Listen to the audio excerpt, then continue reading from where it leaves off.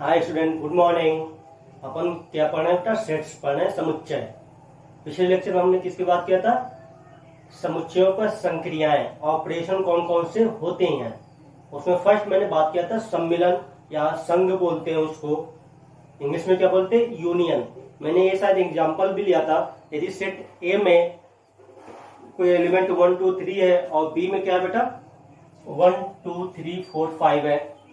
अब इन दोनों का यूनियन करना हो तो ये मैंने बताया था, यूनियन ए यूनियन बी। आप पढ़ते हो ना ए प्लस बी, मतलब 2 प्लस 3, तो 2 प्लस ना लिखे अपन इसका साइन यूज करते हैं। ऐसे यूनियन का साइन क्या होता है? उल्टा यू नहीं तो सीधा यू है।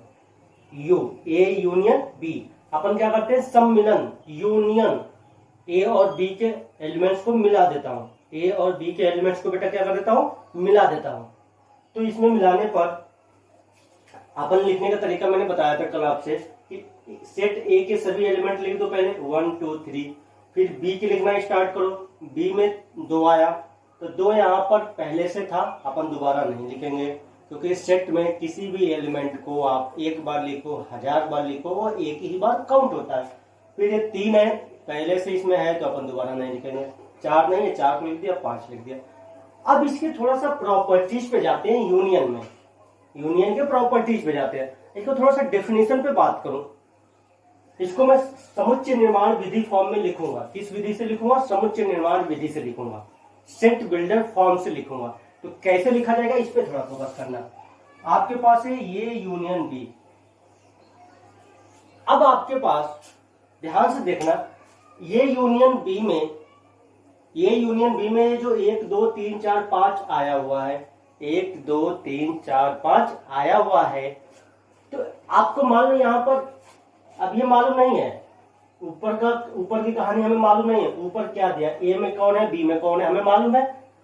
इसको देखकर केवल बताना, इसके बारे में सोचना है। तो इस एक के बारे में क्या सोचोगे कि हमने क्या किया? ए और बी को मिला दिया है। ए और बी को बेटा मिला दिया है। अब तुम्हें ए यूनियन बी में पहले नंबर पे 1 दिखा, उस 1 के बारे में क्या सोचोगे?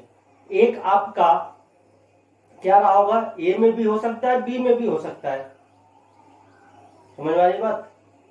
अब मैं बोलूं कि ये जो अवयव 1 है वो किस समुच्चय में होगा? 1 किस में रहा होगा? हमें तो पता है ए और बी को मिलाया। ये ऊपर की कहानी आपको मालूम नहीं है। ऊपर ए और बी में क्या दिया? ए यूनियन बी के आंसर ये आ गया। आपसे पूछूंगा कि बेटा 1 कहां पर होगा, किस समुच्चय में होगा, तो आप क्या बताओगे? 1 कहां में होगा? तो आप तो ये तो पता है कि ये यूनियन बी में अपन ए और बी को मिला देते हैं, ए और बी को मिला देते हैं। तो 1 के बारे में क्या बताओगे आप? हो सकता हो ए में हो सकता है बी में हो, यही तो हो सकता है बेटा। आपको मालूम नहीं है कि ए और बी में कौन है। आपसे पूछा जाए कि बेटा ये जो अवयव है अपने पास, ये एलिमेंट आपका किस समुच्चय में होगा, तो आप क्या बोलोगे वहां पर? 1 हो सकता है ए में हो या बी में हो, या हो सकता है दोनों में हो। जैसे यहाँ पर देखो, ये जो अवयव 2 है वो ए में भी है और बी में भी है, हमें नहीं मालूम है। तो जब इसकी परिभाषा बनेगी तो देखना परिभाषा क्या बना रहा हूं। यहाँ पर लिखूंगा एक्स ऐसा है कि एक्स, मैं सेट बिल्डर फॉर्म में लिख रहा हूं। इस फॉर्म में लिख रहा हूं, सेट बिल्डर फॉर्म में। तो अपन एक्स सच डेट एक्स। अब क्या हो सकता है कि ये जो एक्स होगा, तुम ये यूनियन बी की हो, ये एक्स मिला हुआ है। अब ये एक्स कहां होगा? एक्स का मतलब क्या हो गया? इसका मान 1 भी हो सकता है, इसका मान 2 भी हो सकता है, 3 कुछ भी हो सकते हैं। लेकिन ए यूनियन बी में यदि एक्स मिल गया आपको, ए यूनियन बी में यदि एक्स मान लो तुमको यहाँ पर मिल गया, ए यूनियन बी में क्या मिल गया बेटा? एक्स मिल गया। अब बोलूं कि एक्स किस में है, तो क्या सोचोगे आप? हो सकता है ए में भी हो सकता है, बी में भी हो सकता है, या दोनों में भी हो सकता है, यही तो हो सकता है। अब जैसे यहां पर बात करोगे, ये यूनियन बी में 2 आ गया, तो 2 क्या था बेटा? दोनों में था। 1 क्या है? केवल ए में है। तो हमें ए यूनियन बी का एक्स देखकर ये बताना है कि ये किस में होगा, ए में है कि बी में है। तो अपन को तो मालूम नहीं है, तो अपन इसकी परिभाषा बताएंगे कि जो एक्स है हो सकता है कि ए में हो सकता है ए में हो, या एक्स क्या हो? बी में हो, या ये भी हो सकता है कि x a में भी हो और b में भी हो। ये परिभाषा बनेगी इसकी। अब समझो थोड़ा धैर्य से। अब ये इतना बड़ा सी परिभाषा लिख दिया है। परिभाषा क्या है, मतलब ये तो एक है कि इसको किस फॉर्म में, इसकी डेफिनेशन दिया जाए तो किस फॉर्म में दिया जाएगा। तो अब क्या होगा, ये यूनियन बी में ये जो x मिला है, हो सकता है a में हो या x b में हो, या ये भी हो सकता है कि x a में भी रहा हो और b में भी रहा हो। जैसे इस एक की बात करोगे तो एक a में था, तो ये x a में रहा होगा। या मान लो इस दो के बारे में बात करोगे तो क्या रहा होगा बेटा, a में भी है और b में भी है। मान लो इस 4 के बारे में बात करोगे तो ये 4 किस में है बेटा, b में है। तो ये इसकी परिभाषा बनता है कि a यूनियन b का डेफिनेशन क्या बना बेटा, कि x ऐसा है कि x या तो a में होगा, ये लिखने का तरीका है, x या तो a में होगा या b में होगा, या x a में भी होगा और b में भी होगा। ये मैंने लिखा हुआ है। बात समझ में आ गई। अब इसके गुण धर्म पे बात करता हूं कि संघ के गुण धर्म, प्रॉपर्टीज ऑफ यूनियन। यूनियन की क्या क्या प्रॉपर्टीज बनते हैं। अब ये जो प्रॉपर्टीज है बेटा, इसमें आप ध्यान से समझते जाना, क्योंकि ये प्रॉपर्टीज आपको 11th में भी परेशान करेंगे और 12th में भी परेशान करेंगे यदि आप सही से नहीं समझे तो। यदि अच्छे से समझ गए तब तो कोई प्रॉब्लम, मैंने बोला ना कि आप समझ गए तब तो कुछ भी कठिन नहीं है। जब ध्यान से आप नहीं समझते हो तो ये सब बार बार मिलेगा, हर बार आपको नया लगेगा। तो आप इसको पहले ही बार जब टीचर पढ़ा रहा है उसको ध्यान से फोकस करके देख लो क्या बोल रहा है, ये टीचर जो पढ़ा रहा है क्या पढ़ा रहा है, समझाना क्या चाहता है। तो आप यदि दिमाग में बैठा लिए तो कभी आप भूल नहीं सकते हो। और जब इसको अवॉइड कर देते हो, इसको इग्नोर करोगे तो ये बाद में आपसे दुश्मनी निकालेगा। जब इसको तुम भूलोगे तो ये बाद में आपको जाके परेशान करेगा किसी क्वेश्चन में मिलके। तो फर्स्ट इस प्रॉपर्टीज तो कई सारी इसमें है, तो जो अपन बात करेंगे, एक तो होता है कि यदि ए यूनियन ए करोगे, क्या करोगे, ए यूनियन ए करोगे तो ए मिलता है, मतलब ए का ए के साथ यूनियन करोगे तो ए मिलेगा। इसमें कुछ नया तो है नहीं। देखो ए में क्या दिया है, मान लो ये एग्जांपल ले लो, 1 2 3। आपको क्या करना है, ए यूनियन ए करना है। लेफ्ट हैंड साइड देखो तो ए यूनियन ए करना है, तो मान लो 1 2 3, 1 2 3 यूनियन 1 2 3। जब इसका आंसर क्या आएगा बेटा, पहले नंबर 1 2 3 तो लिख लो, फिर दोबारा 1 लिखने जाओगे, मिला हुआ है, 2 मिला हुआ है, 3 मिला हुआ है। ऐसे ही 1 2 3 किसके बराबर है, समुच्चय ए के बराबर है। तो ए यूनियन ए करते हैं तो क्या मिलता है, ए मिलता है। ऐसे ही आपसे बोलता है कि यदि ए यूनियन सर्वात्रिक समुच्चय, सर्वात्रिक समुच्चय याद है, कैपिटल यू से लिखते हैं अपन, यूनिवर्सल सेट। यदि ए यूनियन सर्वात्रिक समुच्चय करोगे तो क्या मिलेगा, आप सोचो वो किसके बराबर मिल सकता है। ए यूनियन सर्वात्रिक समुच्चय आप करोगे तो बेटा किसके बराबर मिलेगा, किसके बराबर मिलेगा बेटा, क्या यूनियन ए के अंदर नहीं, ये जो ये होगा क्या सर्वात्रिक के अंदर होगा कि नहीं, सर्वात्रिक मतलब सभी का बाप या दादाजी, तो ये तो यू में होगा ही। तो इसका मतलब क्या होता है कि जब ये यूनियन सर्वात्रिक समुच्चय करने जाते हो तो वो यू ही मिलेगा।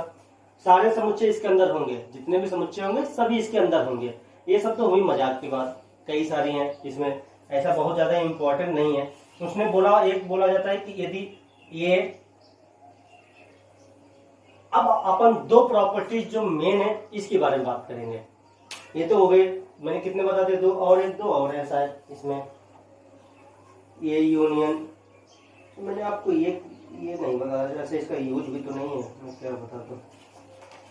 परिवर्तन अभी आगे आपको मिलेगा, यहाँ पे तो है नहीं। अपने पास जो दो है उसके बारे में बात करेंगे, बस और कुछ भी नहीं बात करेंगे।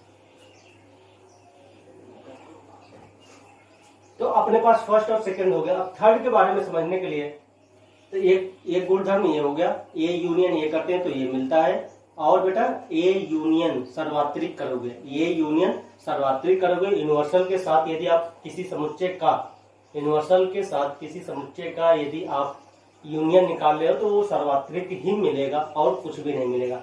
अब इसमें जो दो प्रॉपर्टी है इसके बारे में अपन बात करेंगे, तो इसको लिख लेना आप।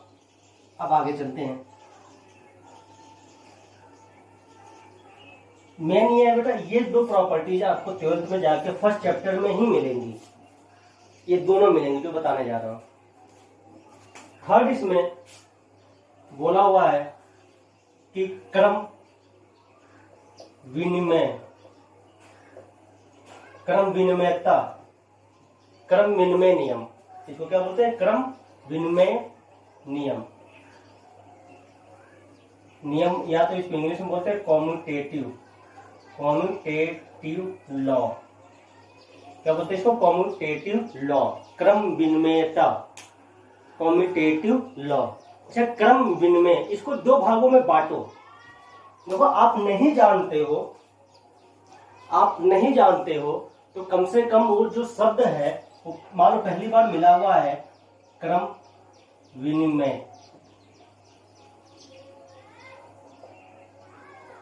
विनिमय, ये मिल गया आपको। इसको देखो तो इसको दो भागों में बांट दो, अपने आप इस शब्द का मतलब समझ में आ जाएगा कि इस बोलना क्या चाह रहा है। होता है ना कि कोई मजबूत इंसान है तो उसको आसानी से हरा नहीं सकते हो, तो ऐसा करो कि उसको बांटो अंग्रेजों की तरफ, फूट डालो और राज करो। तो यही काम आपको करना है यहाँ पर। क्रम विनिमय मुझे तो लग रहा है कि क्या है, नहीं जानता हूं, इसको तोड़ दो, अपने आप ही आंसर दे देगा ये। देखो, क्रम विनिमय, अब क्रम का मतलब अपन जानते हैं, विनिमय का मतलब जानते हैं। क्रम का मतलब क्या होता है?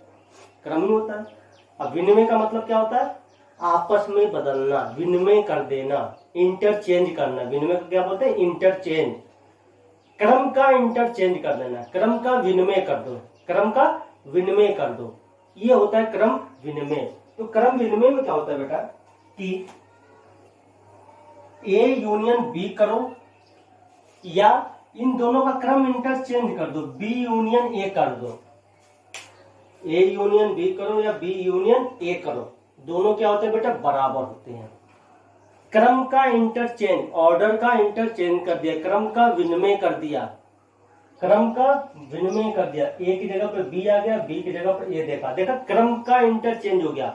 ए यहाँ पे फर्स्ट पोजीशन पे था, अब यहाँ पे क्या आ गया? सेकंड पोजीशन पे।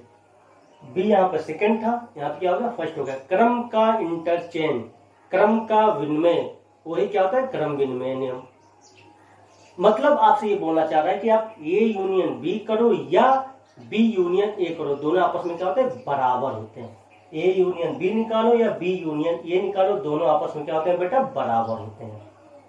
यही होता है क्रम विनिमय नियम। अब आपको हमेशा मिलेगा, जैसे आप देखो ध्यान से, तो 3 + 2 करोगे तो बेटा क्या मिलेगा?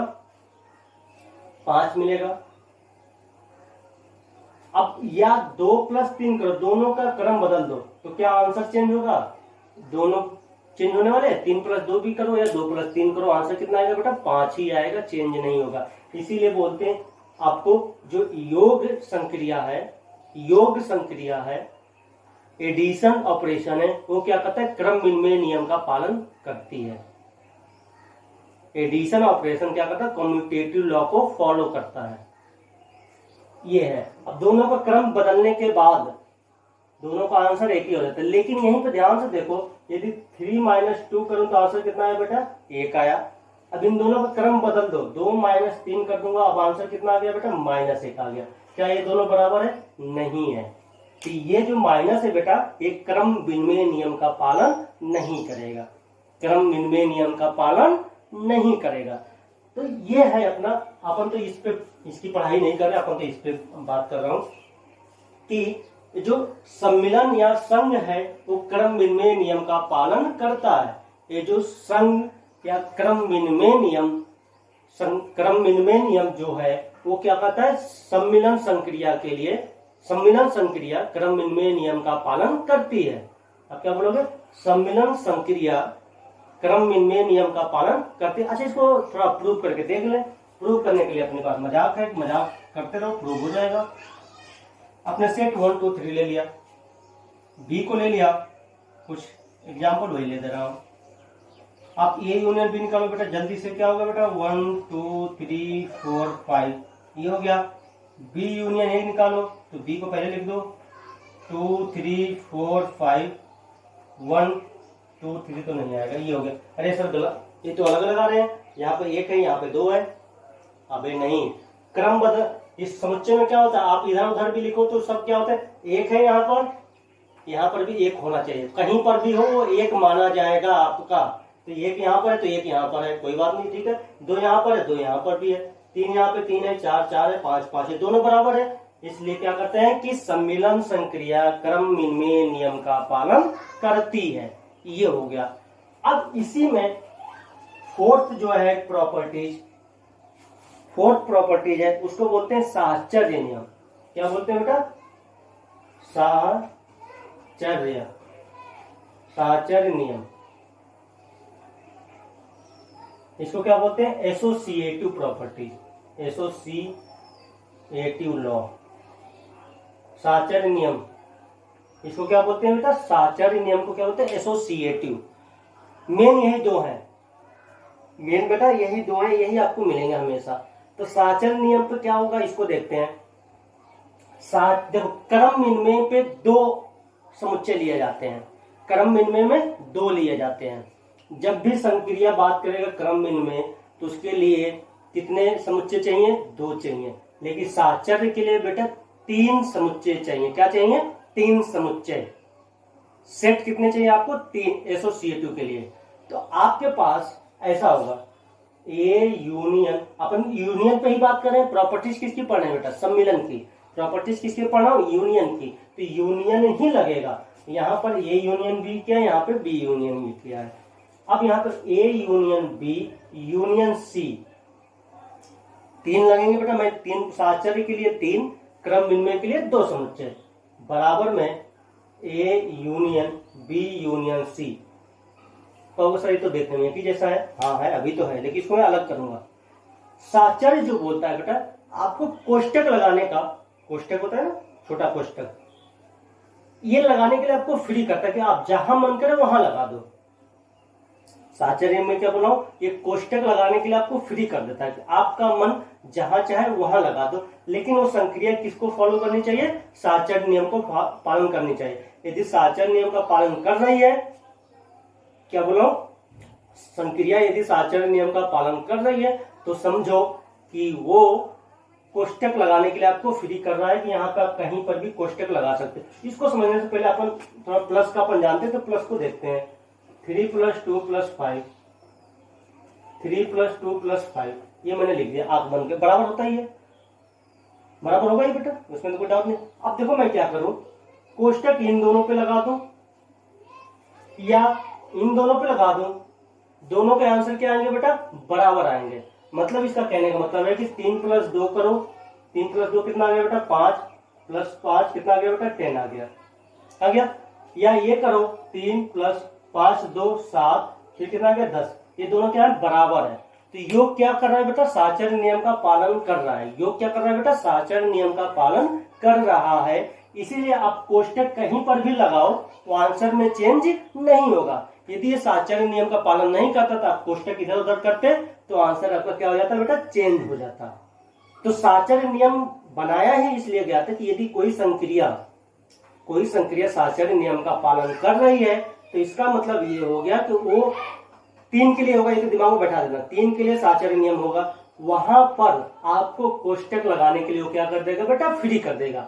आप किन्हीं पहले 2 को उठाओ, लास्ट को जोड़ो, या लास्ट के 2 के जोड़ो, फर्स्ट को पहले जोड़ो, आंसर क्या होगा, आंसर में कोई चेंज नहीं होगा। मतलब ये कहना चाह रहा है कि आप ये यूनियन बी निकालो फिर यूनियन सी करो, या बी यूनियन सी निकालो फिर ए यूनियन करो, दोनों क्या होंगे बेटा, आपके आंसर बराबर आएंगे। अपने पास ए बी तो है, एक सी मैं यहां पर ले रहा हूं, सी ले रहा हूं, 5 6 7 ऐसे ले लिया मैंने। अब इसका लेफ्ट हैंड साइड निकाल रहा हूं। देखो ये जो है बेटा, ये दोनों संक्रिया, ये तो नंबर लेके मैं प्रूव कर रहा हूं, आपको इनको वेन आरेख पढ़ेंगे लास्ट में, उनसे भी सिद्ध करके दिखाऊंगा। वेन आरेख पढ़ूंगा अभी, वेन डायग्राम बोलते हैं उसको, वेन डायग्राम, अपन उसको भी सिद्ध करूंगा। इसी की इन सब संक्रिया जितना भी पढ़ रहे हैं इन सबको अपन प्रूव करेंगे। ठीक है बेटा। तो अब आते हैं अपन को क्या निकाला, लेफ्ट हैंड साइड में क्या है बेटा, A union B union C. एक दिमाग में और बैठा लो, जो क्वेश्चन में तो जानते ही है, जो क्वेश्चन में होता है पहले उसको सॉल्व करते हैं। ये तो पता है ना कि ये यूनियन बी है, तो ये क्वेश्चन किस पे लगा है, ये यूनियन बी पे, तो ये यूनियन बी को पहले सॉल्व कर लेते हैं। ये यूनियन बी को अपन ने सॉल्व कर रखा है, तो अपन इसको लिख देते हैं। तो ये यूनियन बी में क्या मिल गया बेटा, 1 2 3 4 5, यूनियन सी को लिख लो, सी क्या है यहाँ पे 5 6 7, इन सबको मिला दो बेटा। यूनियन करना था ना तो मिला दिया, तो मिलाओगे तो क्या बनेगा, 1 2 3 4 5, 5 तो पहले से 6 7, ये आ गया आपका left hand side. Left hand side आ गया बेटा। अब इसके राइट हैंड साइड पे आते हैं। राइट हैंड साइड में क्या है बेटा, A union B union C. तो अपन ये यूनियन ना करेंगे, पहले क्या करूंगा बेटा, बी यूनियन सी करूंगा। तो बी और सी को मिला रहा हूं, तो बी और सी को मिलाओगे बेटा, पहले बी को लिख दो। तो बी में क्या है 2 3 4 5, 2 3 4 5 कॉमा। अब सी को लिख दो, सी में 5 तो पहले आ चुका है, 6 7।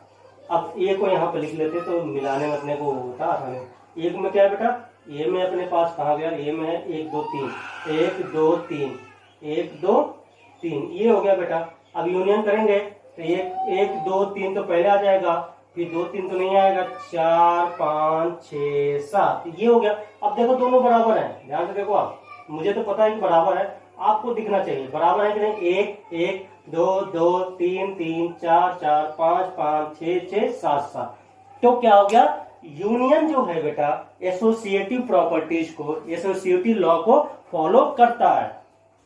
क्या बोलो, साचक नियम जो है बेटा वो क्या करेगा, साचक नियम क्या नहीं, यूनियन क्या करेगा, साचक नियम को फॉलो करेगा। आप दिमाग में बैठाना। तो दो प्रॉपर्टीज, क्रम विनिमय और साचर्य, ये सबसे इंपॉर्टेंट है बेटा। आपके 11th में भी मिलेगा, हर जगह मिलेंगे, 12th में तो फर्स्ट चैप्टर में भी बहुत जगह आपको प्रूव करना पड़ेगा। एक इसी में और है, वो भी इंपॉर्टेंट है, उसको भी बता देता हूँ। 3rd 4th लिख ले इसको। अब आते हैं यहाँ पर लास्ट एक प्रॉपर्टीज है। देखो जितना मुझे नियम बताने में टाइम लग रहा है बेटा, सिखाने में टाइम लग रहा है, क्वेश्चन में कोई टाइम नहीं लग रहा है। तो देखो क्वेश्चन कर लगाना बहुत बड़ी बात नहीं होती, बड़ी बात होती है कॉन्सेप्ट को सीखना, उस चैप्टर को सीखना। क्वेश्चन मान लो कॉन्सेप्ट सीख गए तो 1000 क्वेश्चन भी कर सकते हो, 200 क्वेश्चन उस पर कर सकते हो, कोई प्रॉब्लम नहीं है। लेकिन अभी कॉन्सेप्ट नहीं सिखाए तो हर एक क्वेश्चन नया सा लगेगा, अरे ये क्या है, अरे ये क्या है, अरे ये क्या है। नियम सीख गए तो फिर कोई प्रॉब्लम नहीं। अब इसका आंसर आप दोगे जो मैं बोलूंगा। 4th था बेटा 5 हो जाएगा, उसको बोलते हैं तत्समक नियम। इसको मैं बोलूंगा अपने शब्दों में, आंसर आप दोगे कि इसका आंसर क्या होगा। आइडेंटिटी लॉ, तत्समक नहीं सुना होगा तुमने, ये तो मैं जानता हूं। तो सुना तो आइडेंटिटी तो है, क्या आइडेंटिटी भी नहीं सुना है? किसी की आइडेंटिटी सुना है, किसी की आइडेंटिटी इंग्लिश में सुना होगा क्या, किसी की आइडेंटिटी, आइडेंटिटी नहीं सुना है तो बेटा आईडी तो सुना है, आईडी कार्ड सुना है, आईडी आधार कार्ड तो सुना है कि नहीं सुना है, ये तो सुना ही है। आधार कार्ड वही होता है, किसी के आईडी, आइडेंटिटी होता है ना, किसी का आइडेंटिटी क्या है, किसी की आइडेंटिटी क्या है। अब सुनो बात, तो वही तत्समक बोलते हैं, आइडेंटिटी को ही क्या बोलते हैं, तत्समक। हर एक संक्रिया की, हर एक संक्रिया की एक आइडेंटिटी होती है, हर एक संक्रिया का एक तत्समक होता है, उसी को हिंदी में बोलते हैं आइडेंटिटी को क्या बोलते हैं बता, तत्समक बोलते हैं। तो मैं क्या बोल रहा हूं, हर एक संक्रिया की क्या होती है बता, आइडेंटिटी होती है।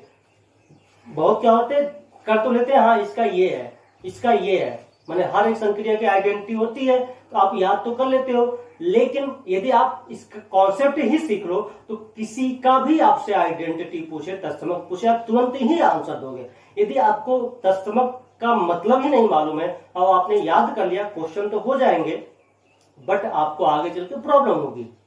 12th में आपको फर्स्ट चैप्टर में ही तत्समक निकालने हैं। तो यहाँ पे सीख लेना, वहां पे प्रॉब्लम नहीं। मैं पूछूंगा वहां पर भी, दोबारा भी समझाऊंगा, लेकिन आप जब जानते रहोगे तो आप क्वेश्चन अपने आपसे ही कर लोगे मेरे बताने से पहले।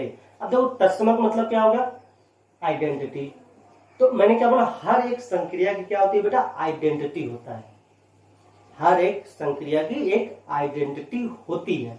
अब एक समझ लेना, ये जो आइडेंटिटी होता है बेटा, वो किसी को परेशान नहीं करता है। किसी भी संक्रिया की जो तत्समक है वो किसी को परेशान नहीं करता है। बात समझ ध्यान से सुन लेना, इसको लिख भी लेना कि तत्समक जो होता है किसी को परेशान नहीं, किसी भी संक्रिया का, लिख लो इसको, किसी भी संक्रिया का तत्समक, किसी भी संक्रिया का तत्समक किसी को परेशान नहीं करता है।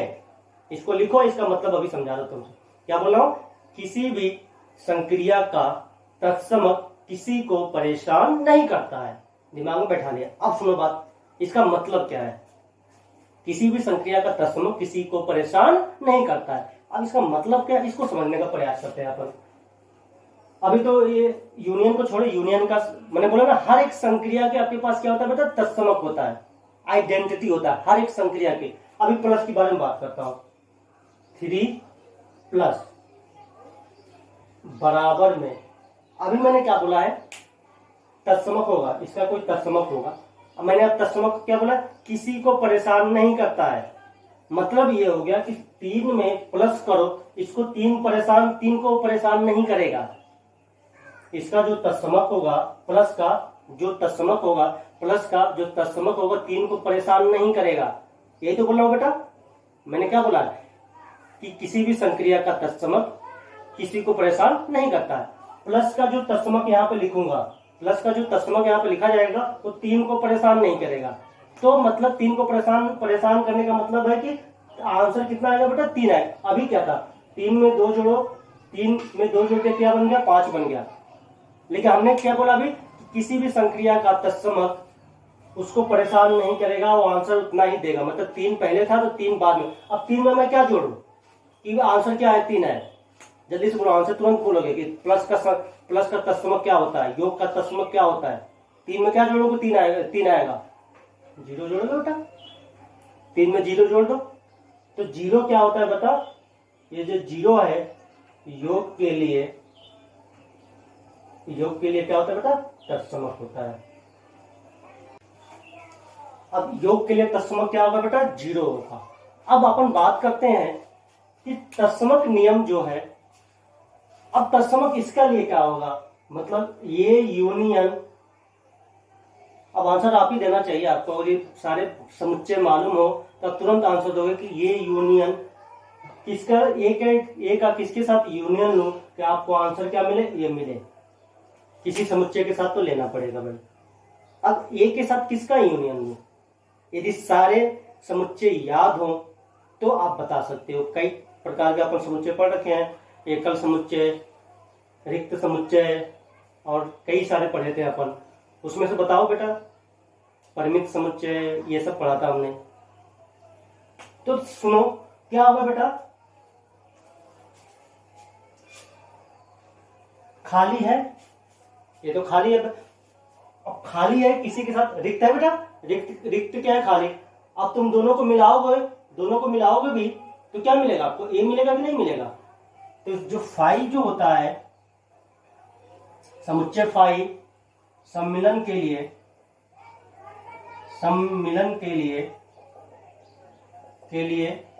क्या होता है बेटा, तत्समक समुच्चय होता है। समझ में आ गया बेटा। आपको सारे समुच्चय मालूम होते तो तुरंत ही आंसर देते कि हाँ सर, फाई क्या बनेगा, यूनियन के लिए तत्समक का काम करेगा। तो यही बोलता हूं, सब कुछ दिमाग में होना चाहिए आंसर देने के लिए। तो तत्समक को बैठा लेना कि किसी को परेशान नहीं करता है। किसी भी संक्रिया के लिए आपसे बोल दे कि इस संक्रिया के लिए आप तत्समक बताइए, तो मान लो गुणन के लिए पूछ ले कि 2 लिखा हुआ है, 2 में किससे गुणा करोगे, आंसर कितना है बेटा, तुरंत बताओगे, वरना आप अपने मन से ही। ठीक है, अब इसकी प्रॉपर्टीज हो चुकी हैं। अपन कल नेक्स्ट पढ़ेंगे अपन इसका इंटरसेक्शन। एक नेक्स्ट संक्रिया कौन सी बेटा, इंटरसेक्शन, उसके बारे में चर्चा करेंगे। ठीक है बेटा, बाय बाय।